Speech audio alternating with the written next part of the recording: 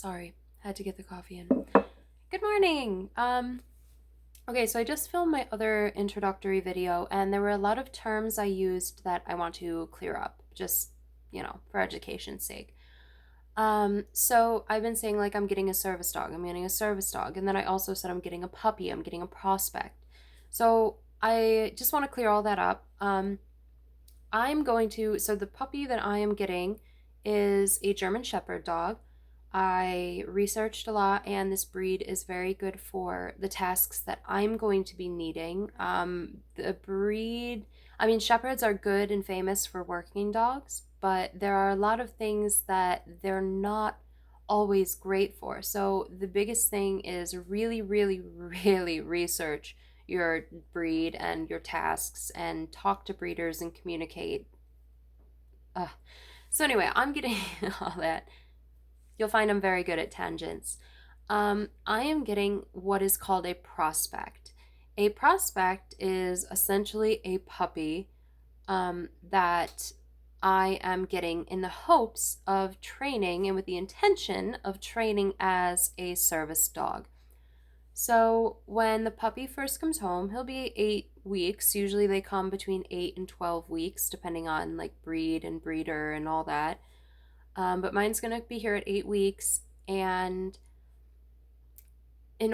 so he'll be a prospect. And what has to happen is I have to make sure that the dog can do like basic obedience stuff like come, sit, heel, a lot of like just good solid training. Other things to be included are you have to be able to, the dog has to be potty trained. The puppy has to be potty trained so that it doesn't like go in the middle of a McDonald's and ruin some Karen's meal. Um, and also, another important clarification, the dog cannot show any fear or aggression. This means like training out of a prey drive. If you have a very prey driven puppy who likes to chase, chase, chase, or aggression or fear towards humans, you don't want to have your service dog out in the middle of the store and then have her or him cower and not be able to do the tasks or lash out at someone and risk their health and also the health and safety of your dog. These are all things that you can't really tell. There are signs, but you're not going to be able to tell perfectly with an 8 week old puppy and as you're training. So that is why the puppy is called a prospect. You take them in and you just go through this obedience training, and once they can, so there is what is called a CGC test, a Canine Good Citizens test. You don't have to get it, but you have to be able to pass it if you were to get it, which is essentially the sit, stay, heel. But it really just goes to say that your dog is safe to be in public. We can trust it not to be aggressive or fearful or all that stuff that I just explained. Um, so once your dog has mastered, not even mastered, but proven to know and be able to hold this training, then you are able to graduate to service dog in training. I will say, just quick interjection, I live in New York State in the United States of America. Um, the laws vary in the US state to state, and they vary also nation to nation as to criteria and who can train a service dog and what can be determined and when these lines are drawn.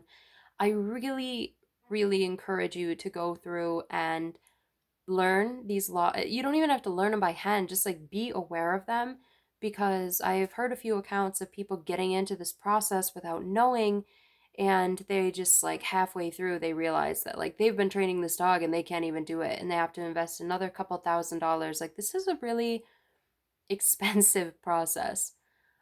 So it's really just do your research. It's worth the boring read. Like it's really worth it.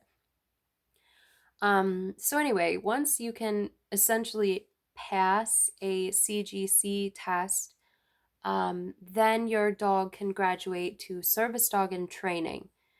This is when you can start doing like public access training and stuff like that. Like start to take your dog slowly but surely into public environments. This is also when you would start implementing tasks. Now, tasks is a very loaded word. There are numerous tasks that a service dog can perform, and they're also what defines and sets apart service dogs, therapy dogs, and emotional support animals. The laws, again, they're going to vary wherever you go, but there are differing laws, mostly between rights of access, between ESAs, which emotional support animal, therapy dogs, and a service animal. So, an emotional support animal is very good for people who have like depression, anxiety, any psychiatric ailment. And what a emotional support animal, what really defines that from like a psychiatric service dog is the task. An emotional service dog, an emotional support animal, an ESA, can comfort you just with its presence. It's kind of like, oh, I feel really upset, I feel really anxious, but I go home and I hug my dog and I feel better. Or like my dog's presence makes me feel better. Like that's an emotional support animal. I'm not at all trying to downplay what our pets do for us mentally. Like so much. It's the love you get from a pet is just like nothing else. But they are different from like psychiatric service dogs.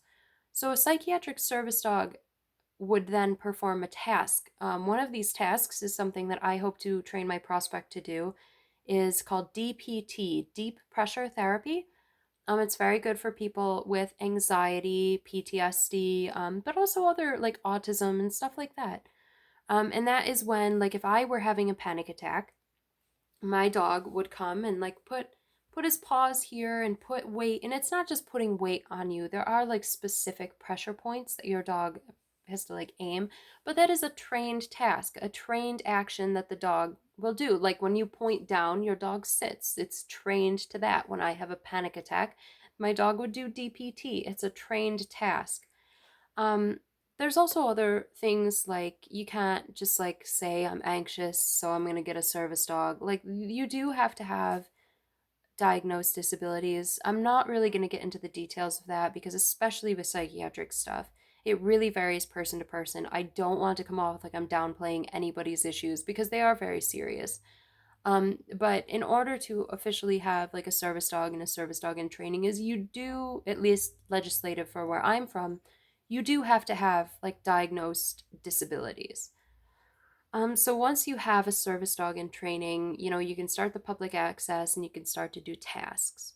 Other tasks that I'm going to work on with my prospect are going to be like retrieval tasks. I talked a little bit about my illnesses and disabilities in the introductory video, but I also have chronic urticaria, which is essentially like I just have chronic hives. Like I am allergic to my own body, but it can get to the point where I have like full on anaphylaxis. Like I throat swells up, really scary, bad. Wouldn't want to be there. So I have EpiPens.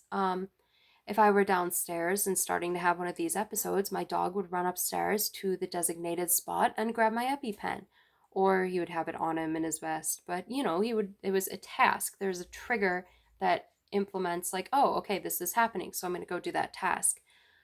There's also, let's see, medicine retrieval. I'm probably going to do some forward momentum training. It kind of depends on the stature of my dog. There's a lot of like height to weight recommendations as to how your dog is when you rely on it for mobility. I'm just going to do forward momentum. Like when my body locks up, it's hard to like start moving. So if my dog can just give me a little pull, I can kind of get going. This is also very helpful for people in like wheelchairs, other stuff. But it also kind of depends on my dog. As I said, I'm going to be getting a German Shepherd dog prospect, and his parents are bigger, but I just, I don't want to risk doing any physical harm to my dog. Um, so let's see. Then once you can, so per the ADA, when the Americans with Disabilities Act, I gotta remember I'm defining things here in this video, that's the whole point. Per the ADA, your dog has to be able to, be civil in public, do all that stuff that we spoke about already, and also perform, they only specify one, like it has to perform one task effectively, and then, it can graduate and be considered a service dog. I have multiple tasks that I'm going to do. This kind of varies, and the definition also varies person to person and place to place. Please, I'm kind of pulling this all from memory right now, and we are admittedly, like I said, it's the beginning of May 2020. I'm in New York. We are still in coronavirus pandemic, totally awful here. So I've got a little bit of brain fog going on right now. And if I slip up on anything that you guys know to be, incorrect or false, I encourage you to correct me in the comments. This is, a learning experience for me, but I'm also hoping these videos can aid in a learning experience for everybody else. So I don't want to give out false information. But I'm just going to pound it into your heads, research, research, research, research your dogs, research your breeders, research your guidelines and your legislation in your state and country. These are all, really going to matter during the process. Yeah, I don't know. So, tasks, definitions, ADA, there's a lot. I keep talking about all these tests. One other important thing that I want to say, I keep talking about tests, tests, tests. There is no test or certification for a service dog. Um, asterisk, some housing, flights, medical work, they may ask for, well, where's your certification? Where's the dog's papers? Where's its ID card?